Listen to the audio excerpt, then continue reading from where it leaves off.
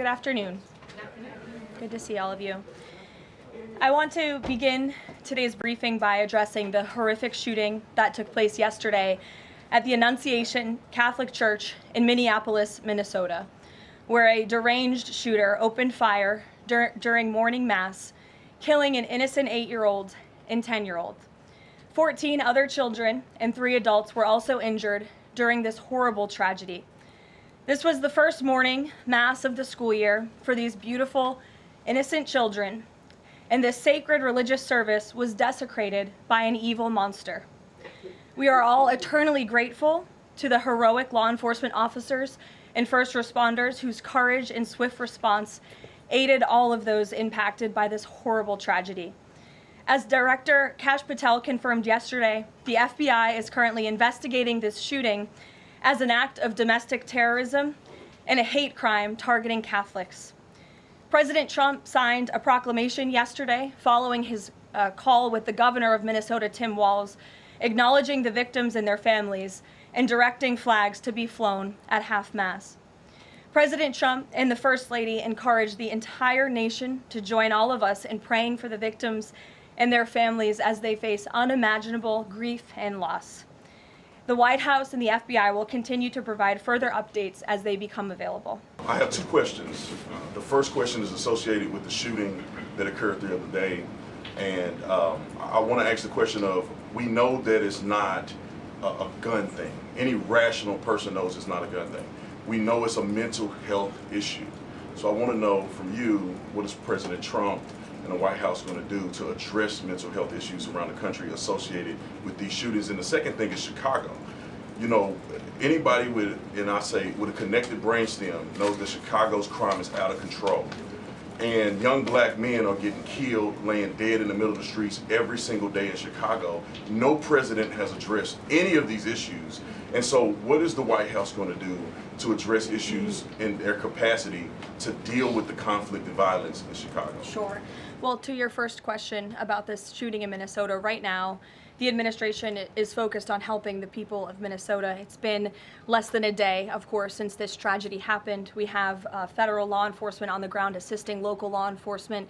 This investigation is ongoing. There's still a lot of facts to understand about these circumstances, and so we're going to continue to do that. As for Chicago and cracking down on crime, it is a priority of this administration to ensure that American cities are safe again, and I'm so glad that you brought up the crime in Chicago, because we've been seeing the governor of Illinois parading out there saying that there's nothing wrong with Chicago. It's a great place to live. There's no crime there. He doesn't need President Trump's help. Well, I think the residents of Chicago beg to differ, and the statistics beg to differ. And I'll just share a few of those statistics with all of you. For 13 consecutive years, Chicago has had the most murders of any U.S. city.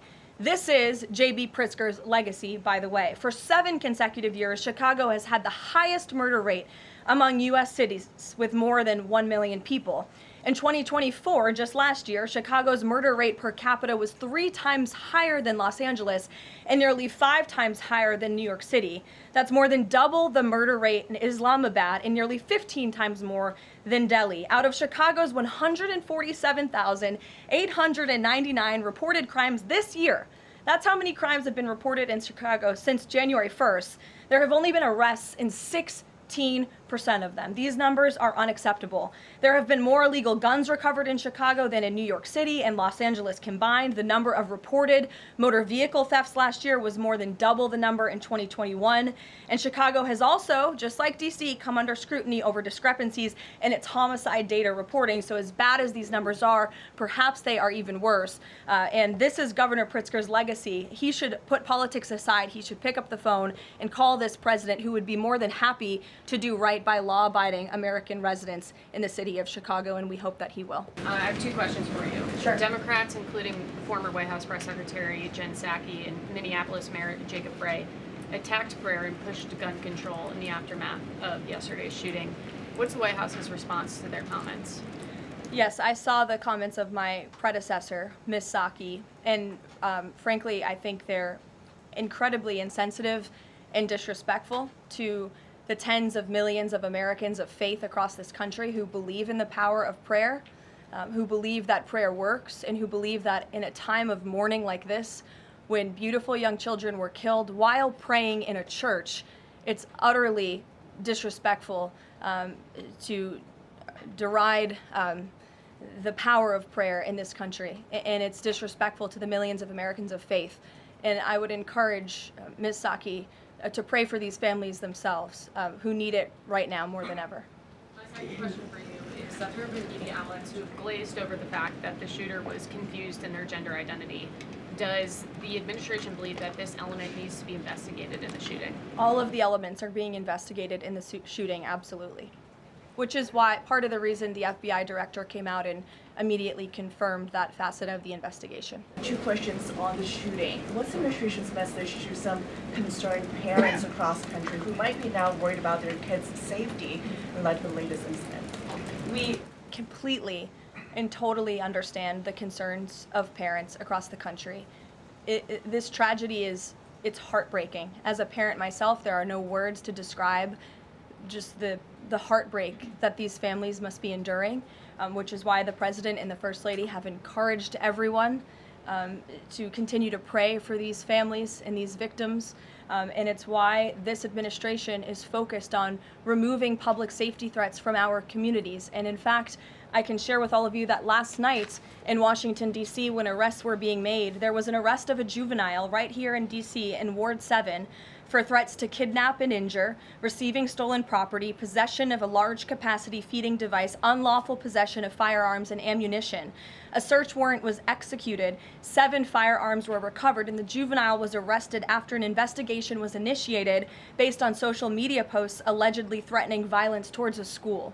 So this was a juvenile who was a risk to not just himself, but the community here in Washington, and he was removed from the community last night because of the law enforcement efforts of this administration. And I would also point to the statement of our wonderful First Lady that she released yesterday. She wrote, "The tragic mass killing in Minnesota illuminates the need for preemptive intervention in identifying school shooters. Early warning signs are often evident, with many individuals exhibiting concerning behaviors and making violent threats online prior to their actions. We encourage all Americans, as the old saying goes, if you see something, say something. If you see warning signs or threats, report it to law enforcement." This administration, federal law enforcement, will take those reports and those threats seriously. They will be treated as a law enforcement emergency, and we will act accordingly. And on the First Lady's statement, would the administration consider ramping up resources on these fronts to parents and schools across the country to help them look into these signs and prevent more tragedies? It's a very fair question, Iris. As for any potential